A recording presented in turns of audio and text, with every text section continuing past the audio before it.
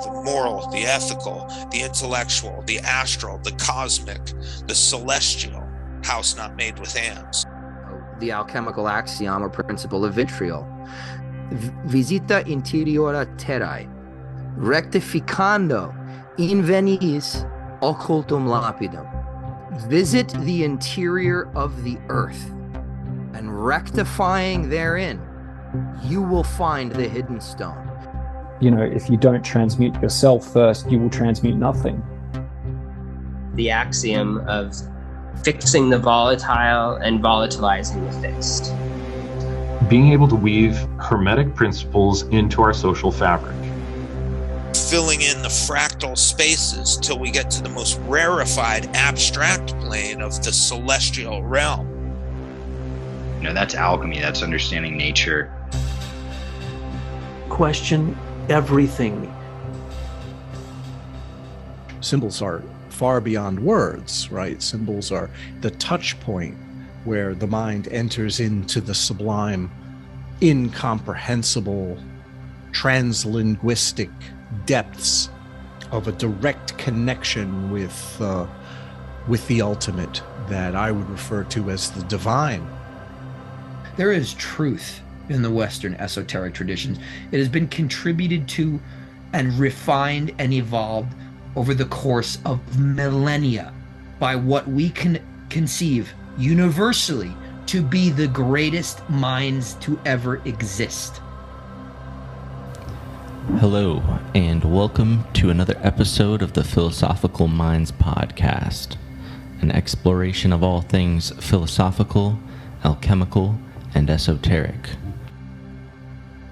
From the psycho-spiritual to the material-chemical nature of the all, join me and my guests as we inquire into the liminality of mind and matter and tend to the fertile soils of awareness and perception while facilitating an expanded consciousness from the individual to the collective.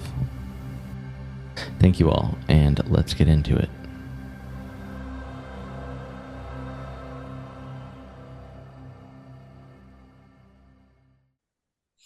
All right. Our guest today is Sarah Janes, researcher, curator, retreat and workshop facilitator, public speaker, and author of Initiation into Dream Mysteries, Drinking from the Pool of Mnemosyne. Sarah specializes in the ancient history and culture of dreaming and has been an enthusiastic lucid dreamer since childhood. She's passionate about the potential of dreaming for physical, emotional, creative, and spiritual upliftment, not just for individuals, but for culture and society. Is there anything additional that you would like to include about yourself or your background before we get started? I don't think so. Right. And I was curious to ask, do you co-host a show with Anthony Peake or something like that? I was co-hosting his Consciousness Hour, but he's stopped doing Consciousness Hour in the last couple of years, and he still does talks, but he doesn't organize talks on his own channel. So we might do something though, because I was saying the other day I actually quite miss our Consciousness Hour chats. Yeah, he's great. I just became aware of him actually a couple weeks ago. And he was talking about like the Eidolon and the concept of the Uberdaemon and the Pleroma and Canoma and of the Demiurge. Yeah, I was thinking about him recently because someone pointed me towards the telepathy tapes, and we interviewed Diane Hennessy Powell about telepathy between autistic children and some of the work that she was doing researching like savants and their powers of telepathy and precognition. Wow. Yeah, I also just became aware of those telepathy tapes. I think I listened to a couple podcasts where they were talking about them. It seemed really interesting. But I've really been looking forward to doing this episode with you because I think it was a few episodes ago. I was doing an episode with this guy, C.G. Dolan. We were touching on serpent symbology, and I kind of ended up going down this rabbit hole on Asclepius because he's always been one of my favorites in terms of his association with healing. And so I was just getting my mind blown on all of this stuff I was finding, and I was like, wow, someone needs to write like a really good book about all of this. And not long after that, my girlfriend, she's sending me a bunch of your social media posts, and so I discovered all your work, And I was like, here we are. So I just really love all this stuff, and I couldn't wait to talk to you. I started your book. I've listened to a number of your interviews now, and you're all in. It's apparent that you're really like immersed in all of these things, and it's really beautiful. So, um, all that to say is I think you're brilliant, and I really respect your work.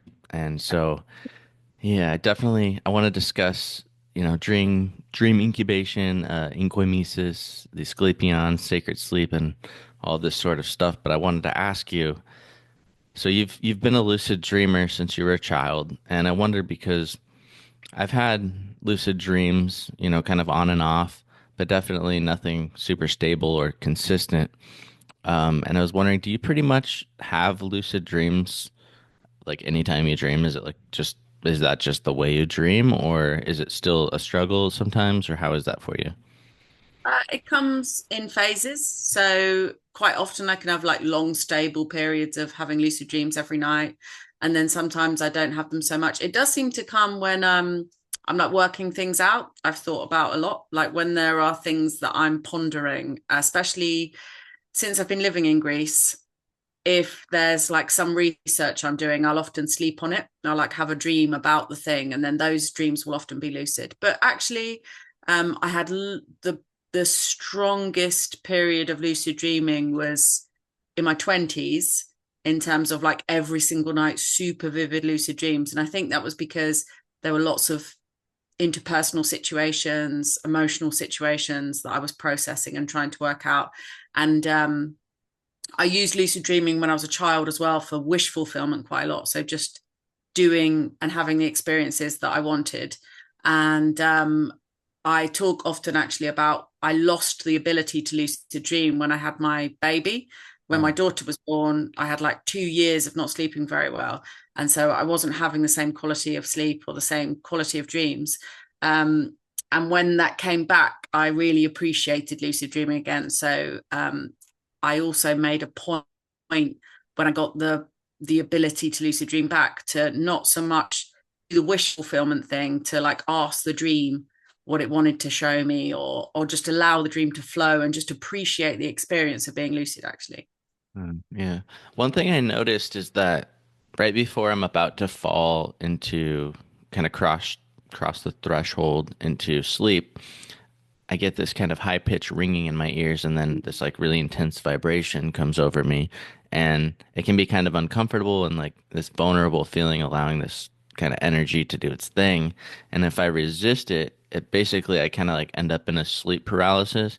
But if I just kind of like let it happen, then it has this like healing quality that kind of washes over me, and it's like this charge of life force that can often launch me into a lucid state. But it's not always there, or perhaps I'm not always in the right state of mind or whatever to kind of notice it coming about.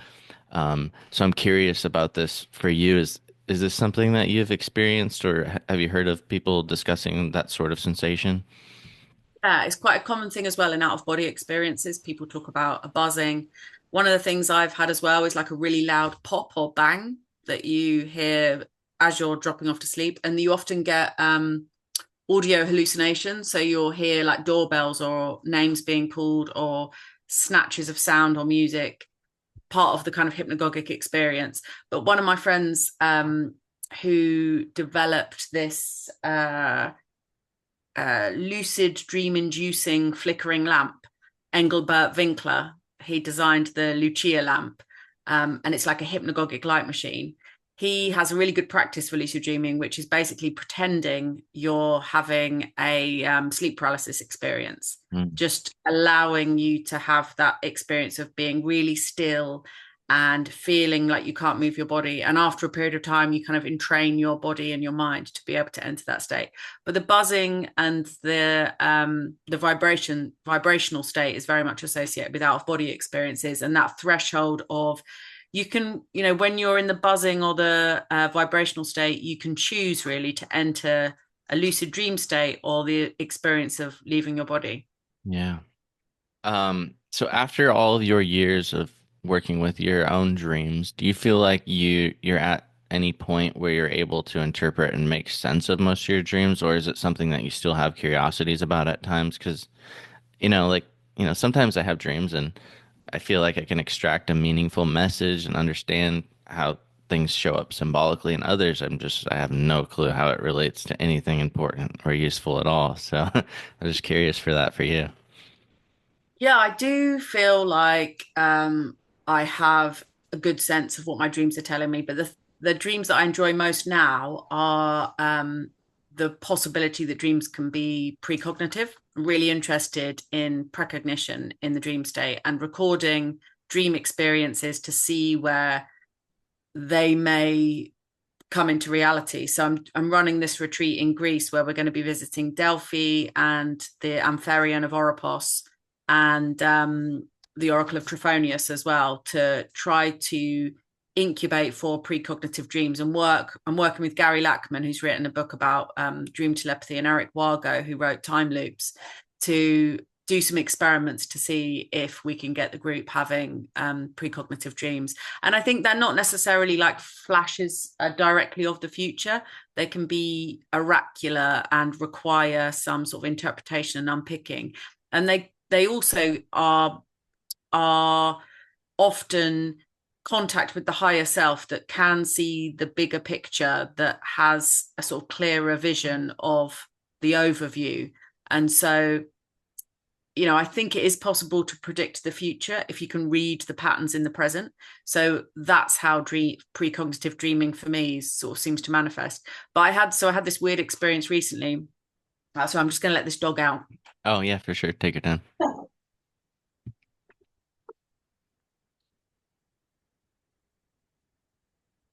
I had this really good experience recently where I was on a retreat in Wales.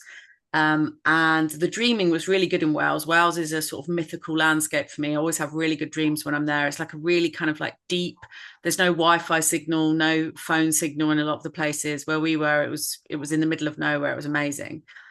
And I had like a night of dreaming, but throughout the whole night, there was a voice, like a sort of narrator, that was telling me I had to go to this village called Tenby in Pembrokeshire. And I've never been there before. And I knew the name, and I knew that it was I don't know if I even did know it was in that area. I think I might have thought it was more sort of Yorkshire or something, because it sounds a bit like Whitby, which is up north.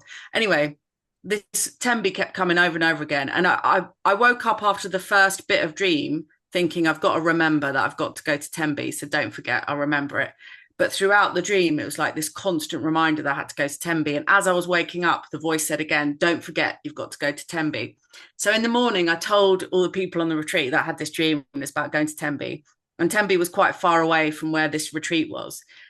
And, and I had no associations with Tenby. I've never been there. I didn't know anything about it. I just knew that it was a place name that did actually exist. And then at the end of the retreat, one of the women on the retreat lived in North Wales, which was like the opposite direction. And we were driving back to Bristol. And we drove back to Bristol and did a Kundalini yoga class. And we'd all got sort of set up in Bristol. We're about 2 hours south of the retreat centre, ready to go back to London. And I got a phone call from the woman who had to go back up to North Wales. And she said, oh, you accidentally packed my phone and my purse and my house keys into your car. I really need them. So can you bring them back? And halfway between where you are and where I am is Tenby. So I could meet you in Tenby. So wow. We did have to go to Tenby. Wow. And then when we were in Tenby, one of the reasons why I was running this retreat is because there's this, I love working with mythology, with personal mythology, with real mythology, and sleeping with the kind of stories of the land. So there's this beautiful myth in Wales of a lake, Llyn Fanfach, where this lady of the lake emerged, a bit like the Arthurian lady, and married a local cowherd. And she ended up going back to the lake, but they had 2 children or 3 children together. And she emerged and gave her sons this healing wisdom and these tools and these recipes for healing people. And they become the legendary physicians of Madvai, this little village. And as it turns out, the healing wisdom and tradition of the physicians of Madvai, because these actually were real people and there are still descendants of them today. And they kind of trace their ancestry back to this legendary Lady of the Lake. But there's like an oncologist, for example, who's still working in a hospital in London, who would claim descendant of physicians of Madvai. Anyway, their knowledge was actually transmitted via a Cistercian monastery called Strata, Florida, in Wales, that was connected by the Cistercians to the monasteries in Italy. And by that way, they were transmitting like the healing knowledge, the writings, the texts from the Asclepieion tradition in Greece. So they were sharing the same sort of herbal knowledge. And I think he said something like 25% of the plants that they were growing to heal people in Wales were potential. So when we got to Tenby, the village motto was written in Greek, and it's a line from a Euripides play. And it says, "The sea washes away all the ills of man." And it has this tradition of being like a healing place where people went to take the waters. And there was also a small monastery there that was run by the same order as the Strata, Florida, and they had like a herbal healing garden, and they lived on a holy island. So Tenby did actually feel like a really magical place. And then the next day, I got back to Hastings, and I was went out for breakfast with my mum and dad. And when we were coming back into town, I was walking along the road, and in the middle of the road, there was a little 1980s booklet about Pembrokeshire, and the front cover was a photograph of Tenby Harbour. And it was, even my mum and dad, who were very cynical, were like, that is actually quite weird. What a coincidence. That's wild. Wow. Yeah. And so Enkoimesis and the temple priests of Asclepius. So tell me if I have this right. I'll try to summarize and then we can get deeper into it. So the Enkoimeterion, it was basically this specially designated area of the Asclepeion, often underground or at least in a secluded part of the temple complex, where individuals that were like seeking healing would they would lie down on these sacred couches known as I think you called them clini or something, under the guidance. Get the clinic from. Okay.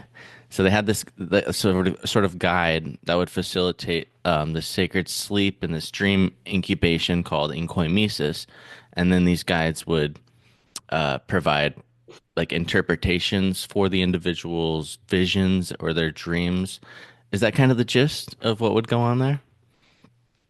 Yeah, it's kind of the gist, but there's also the proper supernatural element of some dreams were just directly healing. Some dreams, the healing occurred within the dream and was spontaneous and real, and people woke up cured. This is the thing that I'm really interested and excited by, is can you actually be healed by a dream?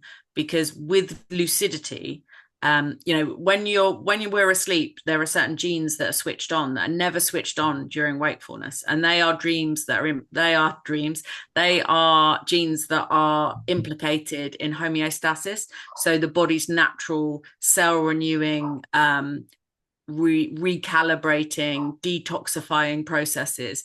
So they're only switched on during sleep. And if you add to that the fact that during a lucid dream you're asleep and you're kind of consciously aware and fully embodied in the dream state, and it feels really, really real, that if a healing event was to occur, the lucid dream is the ideal foundational state for a faith healing response or a placebo response to visual dream content, because your body responds. I would liken it to an erotic dream, like wet dreams, when you have a sexual encounter in a dream and you can actually have an orgasm. Like, you think your body and mind are going towards like truly believing and acting out the scene. And I think the same can happen with healing events. So a lot of these dream descriptions will say things like, Asclepius touched me. And you think as well, these people adore Asclepius. They love and they believe in Asclepius. And so when he appears to them in a dream, it feels very, very real. Yeah. I wonder, as far as you're concerned, are you familiar? Is there anything going on with them? I don't know, maybe universities or colleges studying what's occurring when somebody enters into a lucid dream state physiologically? Like, is there anything to your knowledge that's detectable that can be happening as far as genetics are concerned or anything along those lines? There's been a lot of different studies, but they've kind of come back with different results. And then some studies have been kind of discounted later on as well. There was a study by I think it was Ursula Voss, who was doing all of these experiments to see if you could electromagnetically produce a lucid dream through kind of resonance with brainwave frequencies. And then that was discounted later on. And there was this idea that,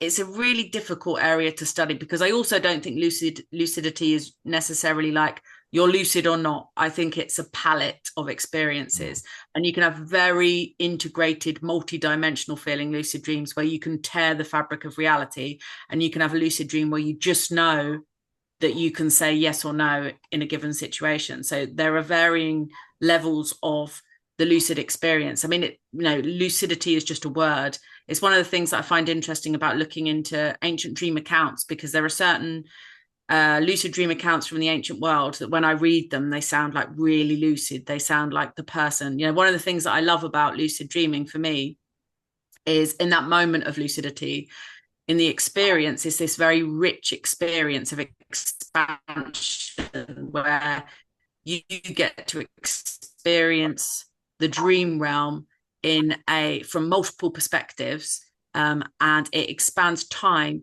and you get this sensation of bliss and ecstasy. And the ancient dream descriptions are like bliss and ecstasy. I'm just gonna let the dog in now. No worries.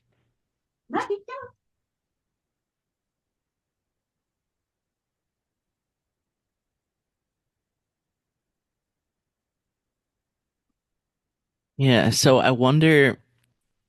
These guides that were like these temple priests that were facilitating these things, were they what people would refer to as or call therapeutai, or were therapeutai like a different thing, or? Yeah, therapeutai and Asclepiads. So there were various different positions that someone could hold at an Asclepeion. So you might be someone that interprets dreams, but there were also surgeries, like real surgeries performed, and there's lots of records of this. And at the Asclepieion at Epidavros, there's lots of surgical equipment that's been found. They also used things like massage. They were, in terms of Hippocrates, they were thinking about the four humors. They were using cupping, massaging, exercise, diet. Theatre was the medicine that they used for catharsis, for emotional purging. And they bathed in the healing waters, and they drank the healing waters. And actually, it looks like the dream treatment was came at the end of this series of things, series of treatments and series of processes that were really conceived to be completely holistic. So it was a complete mind, body, and soul treatment. And Aegea is Asclepius's daughter, and she often gets called the goddess or the personification of health. Is this like hygiene? Okay, yeah. In a sort of simplistic way, but really she's the goddess of wholeness and hygiene. Yeah, Aegea. Yeah. I'm curious about what was the set and setting like of the Enkoimeterion, like the environment and how the environment was kind of structured to facilitate this sort of thing. What was that all like? Well, the Enkoimeterion you can still see today. I take people who come on the retreats there, and we sleep in the lower level, and it's on 2 stories, and it's partially been reconstructed, so you can get a sense of the space and scale, and you can sleep on the stone benches in the lower level.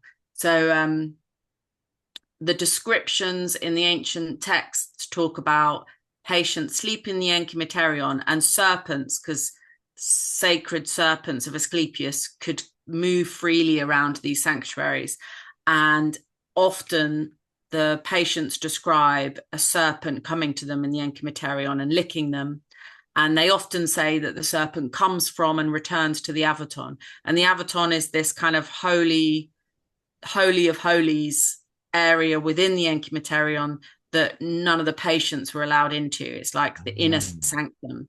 And it does seem like that's where the serpents came from. And because the serpents are Asclepius, they're the theriomorphic, the animal form of Asclepius. So to be licked and touched by a serpent is to be touched and licked by Asclepius. I did have a dream about, because I wrote a essay about Enkoimesis for my Medium blog, and I kind of incubated a dream to show me what it was like to be in the Enkoimeterion, and had this amazing dream where I kind of experienced the serpents firsthand, and the experience with them was very much that they were very intelligent and that they were trained, because snakes were a very common sight, and a sight that would have struck fear into the hearts of people in ancient times, because snakes could be dangerous. These particular species of snakes were non-venomous tree snakes, but still there were a lot more snakes in ancient Greece, just because biodiversity was so fantastic in those times. And I think as a human being, to be in a space where snakes were curious about you and invited to explore you, smell you, and experience your body would give you this sense that these snakes were knowledgeable and curious about you. And it creates a very interesting cross-species relationship and dynamic that I think the patients, I really appreciated in my dream, how powerful it would be in ancient times to be surrounded by these snakes and also snakes have an amazing sense of smell. And in my dream, it was saying that the snakes had been trained, like dogs are trained to smell diseases. Snakes were trained to smell where your particular wound or illness was. And snakes actually have the same, it's called a Jacobson's organ. It's like a very sensitive olfactory organ on the roof of their mouths that makes their sense of smell like extremely sensitive. And even worms can be trained to smell certain things. So I think that it's very likely that snakes were trained, and well, they certainly were tame, but I think they were actually trained as well. Wow. Okay. Yeah, this is something that I was going to ask you about because it's interesting. And I was wondering what you would think about this, because it's something that I'm curious if it's like something that bothers you when you hear it. But I've heard people describe this kind of primitive built-in fear that humans have of snakes. But then when I listen to you speak about, these cultures that have something like this, where there's this perhaps maybe reverence or respect for Asclepius and snakes, where it's considered almost maybe an honor to be touched by a serpent or something in a dream and maybe be visited. I wonder like how you see that, because it's almost like this these two competing ideas where people will say, well, it's kind of built into our human nature to fear snakes and be afraid of snakes, and if we encounter a serpent in a dream, it's often perhaps something in regards to a symbol that we associate as like a fear thing or something. But perhaps maybe that's why it works. I've thought about this a lot, and I think that's why it works. Because, say, for example, you're in the sanctuary and you're surrounded by snakes all the time. The snakes are definitely going to appear in your dream. And what better to alert your consciousness and wake you up and make you lucid than seeing a snake? You'll be like, oh, a snake. And, often the reason why people develop lucidity as a habit is nightmares as children.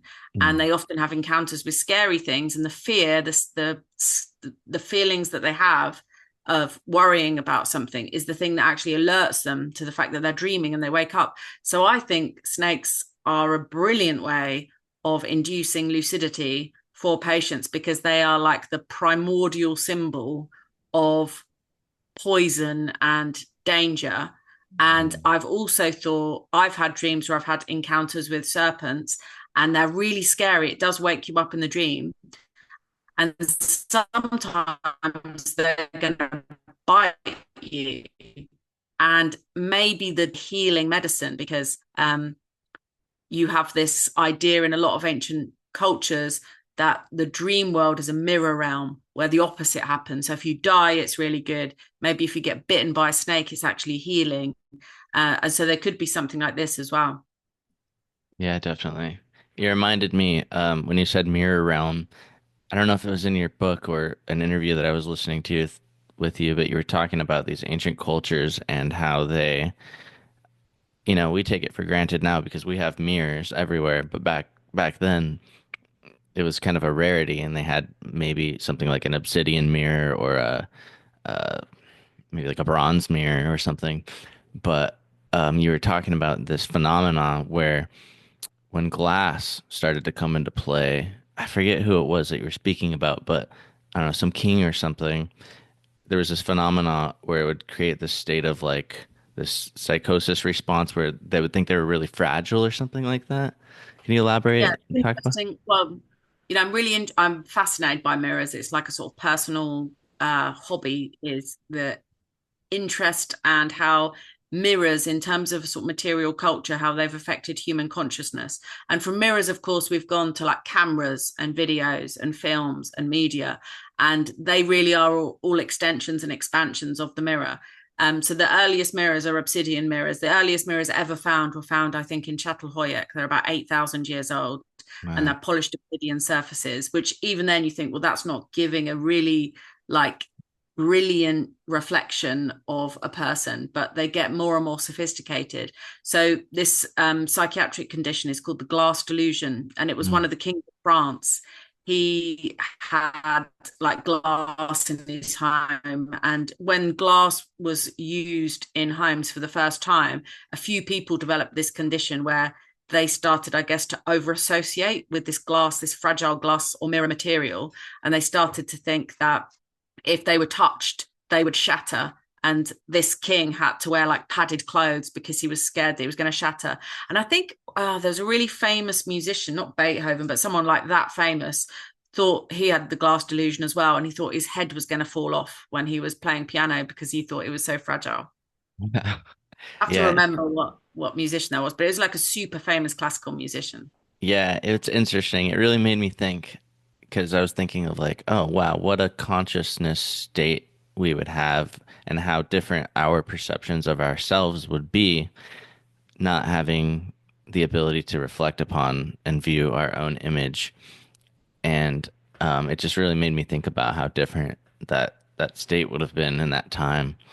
But yeah, so I was curious, back to like the therapeutai or these priests that would facilitate these sort of sacred sleep states. So what were like the purification rituals, or like, what would have to happen in order for, at least as far as the preparation stages are concerned, for these individuals to be able to undergo this sort of healing? So fasting and purification, which is often as simple as abstaining from sex, abstaining from alcohol, abstaining from meat for a few days. The site would usually require quite a considerable pilgrimage. The sacred way to the site begins in the village where I have my little house, which is about 10 kilometers away from the sanctuary. And pilgrims would often arrive there by sea because it's a really beautiful harbour, and take the sacred way to the sanctuary. So then you go through these rituals of purification, of washing yourself as you cross through the threshold. The sacred precinct is surrounded by a sacred grove, and you could be punished by death by chopping down one of those sacred trees. And I think that sacred grove kind of acts as a buffer between the world of mortals and the world of the gods, because beyond that sacred grove, you're in this kind of perfect divine, it's like a city, it's like a complex, it's really big actually. And there are temples to various different gods. And there's this great theatre. It's like the best preserved theatre in all of Greece now. It's acoustically perfect. It was built by the architect Polykleitos the Younger. And the Greeks were really into acoustics and acoustic design in incredibly sophisticated ways. And one of the one of the interpretations of this building called the Themeli at the Sanctuary of Epidaurus is that it's built to be a kind of architectural instrument, like a sacred instrument that patients could actually be in and be treated through sound.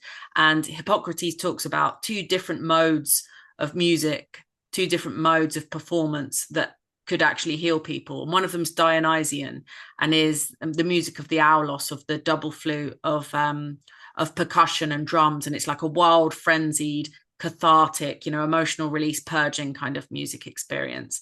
And the other is Apollonian, so it's like a harmonious, soothing, calming type of music.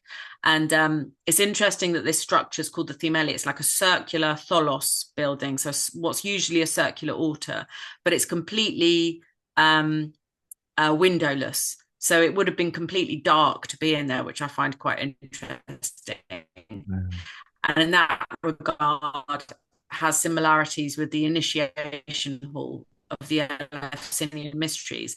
And there are similar of Asclepieion healing and the process of sort of apocalypsis or revelation in the Telesterion. And it's interesting that some of the initiates talk about, there's one account I know of definitely of one of the Mysti going into the Telesterion hall, having an encounter with the goddesses and going in blind, seeing and being with the goddesses, and then walking out with his sight restored. That's an account. And that really interests me because a lot of the illnesses, a lot of the conditions that would have been treated at the Asclepia were psychosomatic. If you were very close to death, if you were about to give birth or about to die, you weren't allowed in the sanctuary because it is an impure.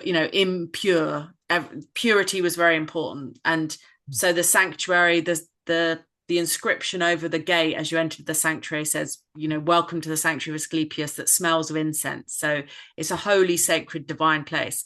You wash yourself with this water that comes from Mount Kynortion. And Mount Kynortion is very significant as well, because that's actually where the whole tradition of healing in the area comes from, because that's where the sacred spring emerges. And even in Neolithic times, there was a cave shrine there to a healing goddess, because there have been a lot of healing votives found. So similar to the peak sanctuaries in Crete, which are like predate the Asclepia and like one of the earliest kind of healing establishments in Greek, in the Greek world. So I have a couple of questions. One, is that spring, is it still active? It is still active, and it flows into the taps on the site of the Asclepia. So you can drink the sacred spring, but unfortunately not from the wells and fountains or bathhouses that were there. But if you drink from the taps that are on site, it is that water. And you can hear it trickling up on the mountain. Wow, that's cool. And so in terms of geographic spread of the Asclepia, what are we looking at? Because you mentioned Epidaurus, which is Greece, I believe, and I think also there's Pergamon. I think that's a pretty big one. But yeah, as far as where all of these locations are at, what's the scope of all of that? Well, there's probably 100. Well, there's definitely at least 350, 400. Wow. They're in North Africa. There was a sleep temple in Lydney Park in Gloucestershire in the UK, probably more, because a lot of the dream incubation practices transferred to the early church as well. So at the Asclepia at Epidavros, for example, is when the kind of Christian zealots were smashing up these pagan sites. Asclepius was almost like their blueprint for Jesus. They really modeled Jesus on Asclepius because he's this humble healer, miracle working God. And a lot of the early churches were built on Asclepia, incorporated the ancient springs or the sacred springs, and included divine dreams where either the Virgin or Jesus appeared to people if they slept in the church and miraculously healed them as well. And, Asclepius is very much a sort of humble man of the people and kindly. So, and Jesus looks just like Asclepius. Wow.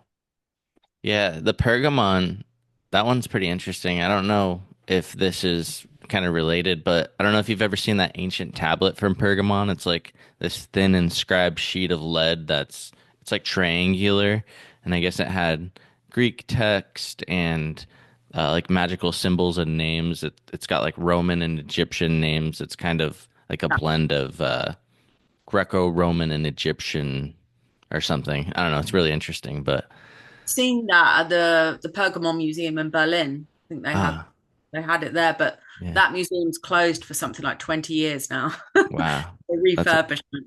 But yeah, Pergamon is a fascinating site. So that was extremely popular in the Greco-Roman period.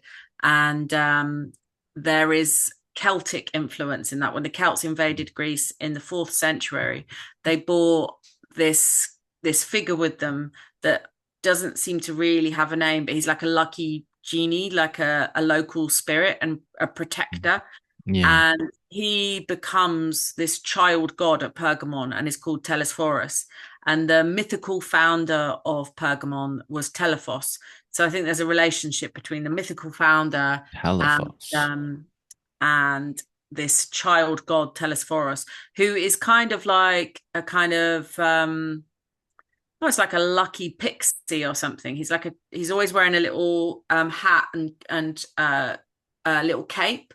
And I did a dream incubation with Telesphorus, or Telesphorus appeared to me in a hypnagogic state, and he said, if you want to know me, you have to really know my name. And so I did all this research on Telesphorus, and I had this, I don't know where it came from, this insight about Telesphorus being born with a call, having something to do with being born with a call. It sounds really peculiar, but the more I looked into it, the more I was like, wow, maybe this is actually a thing, because a lot of the ancient stories of mythical heroes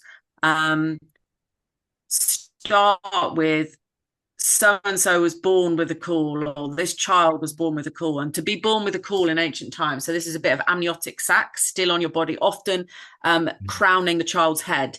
And in ancient times, that was seen as an auspicious sign that they would one day be royalty. So often they have potential for usurping a throne. And this is why kids that are born with a call are often punished by that king, because there's a threat that they're going to take over the throne. And so people like Telephos, for example, was a mythical founder of Pergamon, was born with a call, and so he was nailed up in a box with his mother and thrown into the sea. And one of the biggest features or strengths of having babies cool is that it protects someone from drowning. So all of these mythical founders, they're often people will attempt to drown them and they survive. And this cool is thought to be the thing that protects them. And then I found all this other stuff about the Benandanti, the good walkers in Italy, who were practicing these agrarian rites to protect their fields and their crops by battling witches. And they're said to all have been born with a call, and they would take a piece of their own baby's call into battle with them to protect them. And if you were born with a call, it meant that you would be really beautiful, really lucky, marry into royalty, and you had the gifts of prophecy. You'd live a long life. Like there was all these like lucky auspicious signs of being born with a call. Wow, that's fascinating. And so with regard to its relationship with Telesphorus, I was just thinking, like, I didn't really mention that bit. So in Iceland, there are lots of local folkloric names for babies born with a call. And a lot of them are about born with a lucky hat and coat, born in a lucky cape. It's like a thing. And Telesphorus always has this kind of really weird, tight-fitting cape and tight-fitting little cap. And I don't know. That's intuition. I don't know how true it is. But there are. I wrote a whole essay about that, and I explored a lot of different avenues with it. But it was something that came to me sort of intuitively in a vision. But actually, I think there could be something to it. Yeah. Wow. Yeah. Pergamum. It seems like it was definitely a magical place. There's also that the divining disc of Pergamum. Yeah. I think it's called like the prognosticon, right? Prognosticon. Yeah, that was found. It's like part of a witch's kit. Yeah. And you were talking about the Hecate's triangle and the prognosticon. Yeah, there was a lot of cross-cultural influence at Pergamon. And one other thing as well, a really fascinating feature, And the reason why Telesphorus is so important there as well is the building where the sort of healing was completed was actually called the Telesphorion. And in order to access the Telesphorion, you had to walk through this dark tunnel. And there's often this idea in ancient Greek healing rituals that you have to go through the darkness, and the darkness is kind of the underworld. I did a tour of the British Museum yesterday, and one of my guests was like, yeah, walking through this tunnel, it's like going through the birth canal. And I was like, of course, it's like this rebirth into like healthy life and the healed self. So they talk a lot in the Asclepia Epidavros that your sick self dies in the underworld, and sacrifices itself, and the healthy self can be reborn. So there's a huge initiatory quality to the healing that you receive in the Asclepia, for sure. But it is, it often gets forgotten about, the very practical, holistic, sensible techniques, medicines, herbal knowledge, surgery, all of these things will also happen. And it isn't either or. It's like you need to have a tumor cut out. Yeah, it's interesting that they were like medical practitioners as well. There was something I heard you say in an interview about, I think you're talking about like Babylonian astral magic and this notion of irradiating yourself with the radiance of the stars and like the clear night sky, back before there was all this pollution and all that stuff. But I think there's something to that because there's like loads of research on things like, like the wavelengths of light that we receive from sunrises and sunsets and how conducive it is when people expose themselves to that sort of thing and what it does for like mitochondria and circadian rhythms and all of this. And it seems like, that sort of luminosity, perhaps from the various stars, with all of that diversity of light, it could definitely be and vibing in a person and transmitting some kind of complementary qualities. And so I wonder, with that in mind, about any practices in regards to star bathing with intention like that you've come across. Is there like actual recorded? Do they discuss this sort of thing or? Well, when Erica Rayner, who's an Assyriologist, she died now. She was like the editor of the Chicago Journal of Assyriology, and she wrote this book, Astral Magic in Babylonia, and she talks about astral irradiation. So this idea that actually it's not. I know Irving Finkel from the British Museum, and he said it wasn't people. She didn't describe people lying down and being irradiated, although it seems likely that is something that would have been considered to be a good treatment, considering that the stars were seen as charging up objects, charging up charms, amulets, herbs, spells.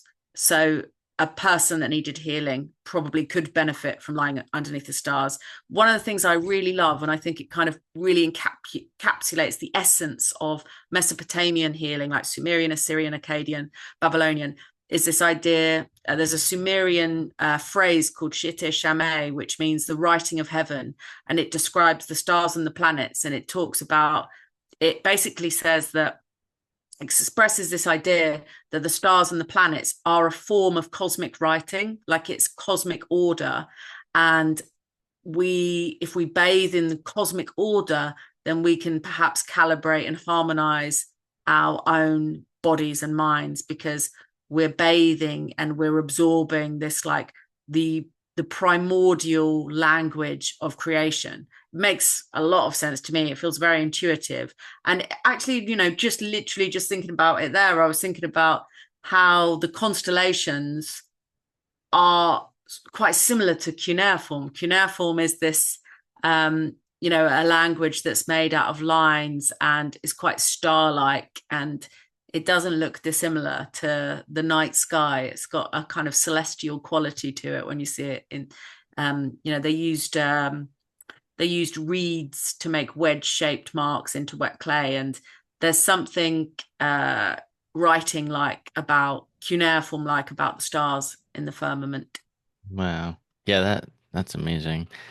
When I was wondering, when it comes to when it comes to like solid sources or historical references, um, in regards to the therapeutai and these ancient sleep practices, I know we have, I think it's called the Epidaurian miracle inscriptions, that record numerous cases where patients were healed, following the guidance of the therapeutai and whatnot. And I was wondering if first of all, if you were familiar with those and if there's anything you had to say in regards to that, and if there are any other additional sources that you yourself draw from, that people might be interested in looking at and learning more about, where all this stuff sort of come from.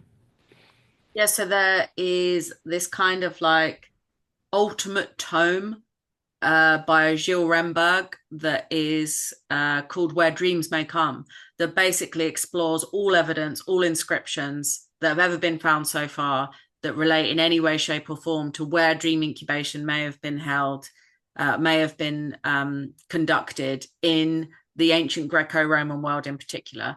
So, I mean, it looks into Egypt and it looks into historical information from times predating like a Greco-Roman site or whatever, if there was like more ancient dream incubation activities before that. So that's very interesting. And I've read so much stuff and seen so much stuff over the years.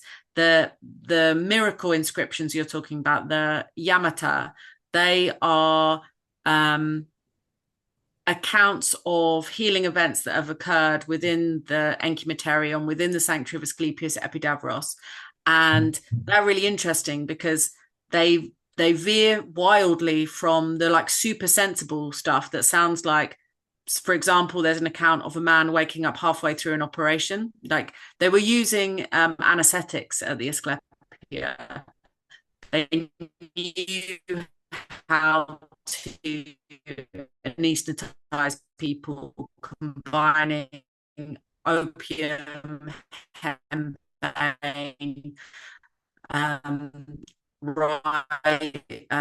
poison rye. I met a philologist and classicist who was saying that he thinks some of them at least are describing people waking up from anesthesia and they're having hallucinations, because obviously it was an imprecise science. This kind of, I mean, anesthesia today is still a bit of a mystery and a real art, and even more so then. So we know that the priests, the doctors of the temples of Gula in Sumeria were practicing using anesthetics and mixing the same substances. So this kind of knowledge, this pharmacopoeia, has been passed down like through to the priests operating in Epidavros. So there's a combination of everything. There's one account of this man waking up halfway through an operation where the god, because often perhaps the surgeons or the people operating it are coming in the guise of the god. So he is being restrained and then the operation is carried out successfully and he's healed. So that sounds quite sensible. That sounds like a fairly ordinary account. And then there are other things, like a woman talks about being pregnant for 4 years and then finally she's able to deliver a healthy boy, and he proceeds to wake up and dress himself and wash himself and get ready for his day. So there's a combination of like really supernatural, strange sounding cures, like someone suffering from headaches and Asclepius cuts their head off, shakes out a load of bees, sews it back on. And then these quite ordinary things of, a serpent licked my toe and then my toe was healed, or a boy put some medicine on my toe and my toe was healed. So there's supernatural and fairly ordinary sounding healing events. Yeah. I wonder, doing your research in like ancient sleep practices and all of this, I remember coming across these like ancient Egyptian headrest type things that they would use for sleep. They were like kind of like concave. And I think I've seen some pictures where they're sleeping on their side with them. Yeah. And then I don't know, I thought I remembered a while ago seeing a photo of them sleeping on their backs, and it was like cuffing their neck. And then so I was curious, I don't know if, as far as any of your research is concerned, did they sleep on their backs? Did they sleep on their sides? Like, what was, as far as your research is concerned, how did the ancient Egyptians sleep? I'm very interested in that subject, actually. And yesterday, I spent a little while showing people various different headrests that they have at the British Museum. So, in sub-Saharan Africa, all across Africa now, you still get people using headrests. And in a lot of African traditions, a lot of traditions actually, headrests are a sort of ritual object for dreaming with ancestors. Like, they are designed to help you contact ancestors. And in the Egyptian tradition, you often get headrests included as a few like grave goods. And there's a, whereas the name for the Egyptian headdress is Werez, and Werez is a an amulet that can be wrapped up in mummy wrappings, and it protects the neck, because in the duat you're at the risk of being beheaded, so you need a headrest to protect your neck. So a lot of the headrests from Egypt, especially, you'll see being decorated with these apotropaic gods like bears or Tawaret, and they're often wielding knives or serpents to protect the headrest owner from being attacked by demons in the duat or at night time when they're sleeping. So I think that headrests could be used in a variety of different ways. They were used as part of a kind of ritual dream incubation practice to make contact with ancestors and receive information advice. And they were used to protect headdresses and wigs from being infested with insects and lice. I have seen clay models of people sleeping on these headrests from ancient times, where the headrests are actually padded with a kind of pillow, a cushion, and they're sleeping on their side. But I think sometimes they were sleeping on their back. It's interesting because I think that a headrest would ordinarily make someone more likely to sleep on their back, and then they're probably more likely to experience sleep paralysis. And there's an Egyptologist researcher I know, Kasia Zapakowska, who specializes in ancient Egyptian demonology and dream texts and inscriptions in particular. And she talks about there's a lot of dream paralysis like experiences described in ancient Egyptian texts. And my friend Sophia Aziz, who's also an Egyptologist, says that the Egyptians did also use pillows. So they weren't always sleeping on headrest like this. A headrest was quite either a ceremonial artifact or an intentional sleeping artifact, or it could be used for a variety of different reasons, depending on the kind of quality of the object, whether it was ceremonial, ritual, whether it was just to protect the will. You are more likely to have broken sleep, which may account for the more interest and remembering of dreams if they're having broken light sleep because they're using a headrest rather than a pillow or something comfortable. Yeah. All right. So many of us are familiar with the waters of Lethe or forgetfulness, but not so much Mnemosyne. Hopefully I'm pronouncing that correctly. Tell me about this, and where any information or myths about this are recorded historically, Mnemosyne's role of remembrance within dreamscapes of Asclepeion, perhaps. Elaborate, if you would, on this god. Would you call her a goddess? Would you archetype? How'd you? She is the mother of all of the muses. So for me, she is the source. She produces all inspiration in the world. And I actually see her as being the ultimate muse, because she is the muse of lucid dreaming, of the inspiration that comes to us in dreams, of the inspiration that comes when we remember that we are actually divine children of the starry heavens. And it's interesting that she has this role as a kind of psychopomp in the Orphic mysteries as well. So there, if you are familiar with the Orphic gold tablets, the Orphic gold tablets were given to the Orphics, the initiates of the Orphic mysteries, as instructions for what they had to do when they entered Hades, when they entered the afterlife. So after preparing to die, they were given these particular instructions, and they were given these little gold tablets so that they could remember what they had to do. Really parched, really, really thirsty and desperate to drink. And they would come across this spring called Lethe that was gushing and very appetizing and refreshing and crystal clear and cool and delicious looking.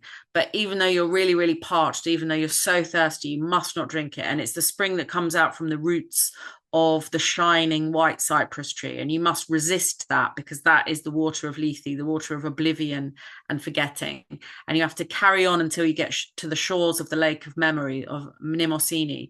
And when you're there, the guardian of the water will say to you, you know, why have you come here? And you have to say that you are a child of the earth and starry heavens. Permit me to drink the water of memory so that I may take my place amongst the other initiates. And when you say you're a child of the earth and starry heavens, you say but your race is of heaven. And so Mnemosyne is about divine remembrance of almost like apocalypsis, of like absolute remembrance of your place in the cosmic all. And you know,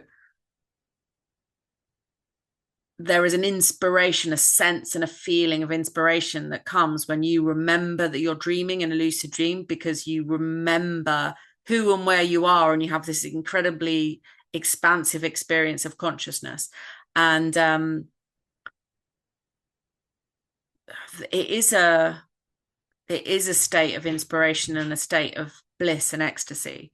And she's also the goddess of eloquence and eruditeness. So she also helps you to transmit really effectively, really inspiringly your message, your poem, your story.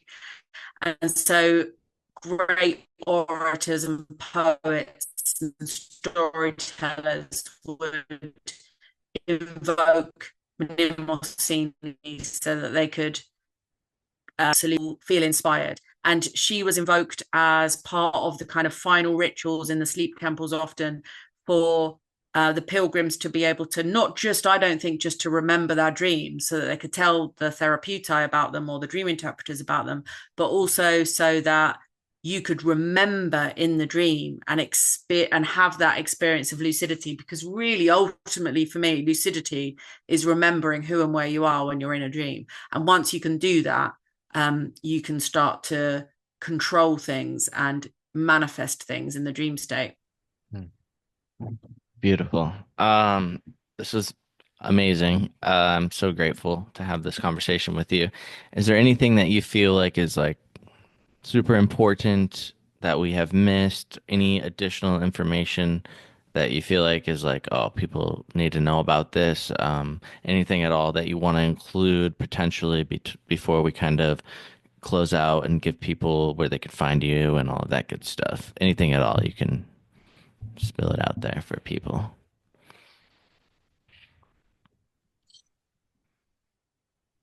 Yeah, I'm not sure. I don't think so. I mean, there's so much to it. Every time I think that, well, I don't ever think that's it. I've really accepted that I'm never going to know it all. And I just have to really love learning more and more all the time. Because, like, for example, this Welsh retreat that I just came on, I was like, this actually all connects back to the Asclepia. There's like these other layers of information,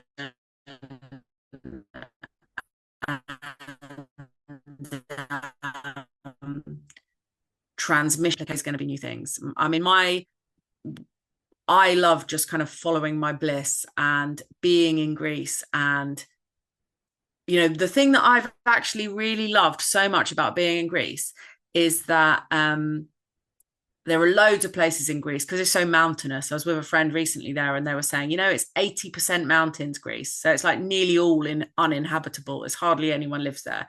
It's so isolated in a lot of places, and the mountains are really high. It's really hot in the summer, so you just can't go for long walks up to the top of mountains or anything. And there are all these like secret undiscovered places, and there's like temples on nearly every single mountaintop. And where I live is has been inhabited since, you know, forever. It's like there's Stone Age remains there. There's Neolithic remains. Where we are is very well established as a Mycenaean area, and sacred to the goddess Hera, who's like the patron of Mycenae and the Argive.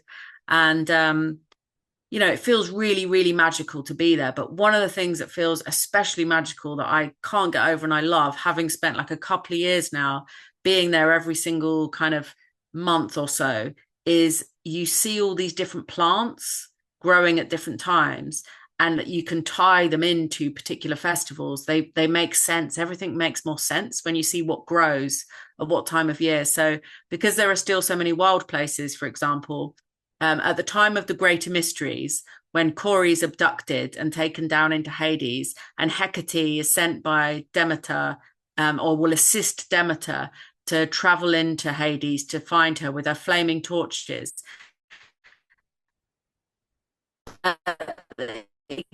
That exact time, the sea squills light up the night, and they feel like they are involved in the mysteries in that way. It's like they appear, they guide the way to the underworld. And so you get this sense of being a part of it all, because the natural world is still responding. And things like there's a lot of wild tortoises on the little peninsula by my house, and they all still gather in the spots where the Nymphaeon is, where like the nymphs would have been worshipped in ancient times. And I go up there and all the tortoises are there and the butterflies are there and the birds are there, and I feel like it's all still alive and all still living. And you know, I absolutely love that. And you get a sense as well, actually, of being there for a while, that you know intuitively where you'll find these sites, because they're all in the same places. They're all on mountaintops. They're all in sacred caves. They're all by streams or springs, because and you know, and oracles were built over fault scarps, because the ancients believed that the gods of the underworld then had easy access to you. They could whisper and talk to you through these cracks down into the underworld, like all that kind of stuff. I mean, that's like living now, and that's what I find really beautiful. Man, that's amazing. You've been so many amazing places. And yeah, so if you want to maybe let listeners know where they can find more about your work, maybe where they can find your book, if you have anything coming up that you would like to put out there for people, anything at all, feel free to just, you know, let people know where they can find you and all that. Well, I think pretty much everything that I do is on my website, which is called themysteries.org. And that's got like all of my retreats, all of my events on synesthetic dreaming and polychromatic dreaming. So trying to like turn up the volume on color perception in dream states, and looking at color through a kind of synesthetic lens. So the next session we did lapis lazuli. So we're looking at the mythological and the cultural dimensions of lapis lazuli, and what it's been used to symbolically represent, where it comes from, what it's used for in the ancient world, what stories talk about lapis lazuli and what it relates to in terms of the natural world. And the next one we're doing is Tyrian purple. So this is a pigment that is extracted from murex sea snail shells, and it was processed famously in Phoenicia and Tyre, but actually they're discovering that there are more murex processing centers in places like Crete. And actually I found one paper that says that they think murex may have been processed in the village where I live now, Epidavros. Wow. That's amazing. Yeah, I've heard a few different podcasts talking about how important this purple was to these cultures, and how, like, I don't know, I think like royalty would wear these purple robes or something along these lines, because it was such this valued thing. Yeah. Very expensive, but the processing makes a horrible stench. Like it really, really stinks. And then I was watching a documentary recently, and they're talking about Murex processing on Crete, and that they were farming these snails, and they found evidence of these snails being farmed. That really interesting.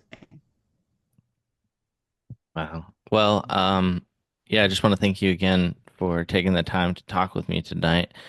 This was really awesome and amazing. So I'm grateful. Thank you. If you have any closing thoughts at all, feel free, and then we'll close out. No, I just wish you very divine dreams. Beautiful. Alrighty then. Well then, hopefully everybody that's listening enjoys this, and until next time, farewell.